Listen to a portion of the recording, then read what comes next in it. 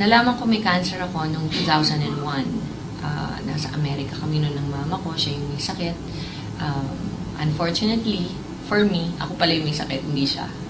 So, yun nga, natuklasan ko na may cancer ako, stage 2 siya. Siyempre, when you discover you have cancer, natural na magpapakimo, magpaparadiation, lahat yun ginawa ko.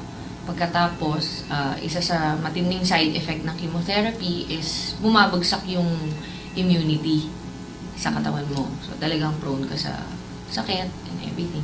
Doon ko na-discover yung barley. Nag-internet ako, nagre-research ako sa internet. Doon nakita ko, nabasa ko doon na meron palang produkto na tinatawag barley, young barley grass, na nakaka-natural, nakakabalik ng immunity sa katawan. So, nagpabili ko sa Amerika, locally, tinry ko. Yung recovery period ko nung first chemotherapy ko na tumagal ng 21 days, naging 4 days lang nung pangalawang chemo ko na.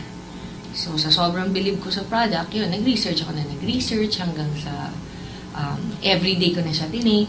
Sabi ng mga doktor ko, hindi na daw ako magkakaanak ulit pagkatapos ko magpa-chemotherapy dahil nga sa sobrang toxic ng mga drugs ng chemo, masisira na daw yung ovaries ko. Hindi na ako magkakaanak ulit. Pero dahil sa pag-take ko ng barley araw-araw, after 3 years nakalipas, bumalik yung menstrual cycle ko, nagkaanak ako ulit. So, parang lahat ng sinabi ng mga doktor ko na imposible na mangyari, nabaliktad ng barley, naayos yung sistema ko, nagkaanak ako ulit. Ngayon, meron akong 4-year-old na anak na lalaki. So, and every day, hindi ako nagva-vitamins, hindi ako ang tawag doon yung maintenance meds, wala akong tinitake na gano'n. Tinitake ko lang talaga barley, araw-araw.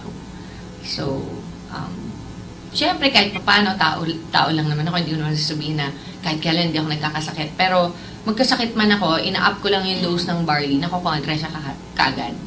Pag masama ang pakiramdam ko, dodoblihin ko yung tinitake ko ng barley dose, kinabukasan okay na ako kaagad. Ganun, hindi ako nag-antibiotics, yung mga drugs na binibigay ng mga doktor, hindi ko siya tinitake. Barley lang.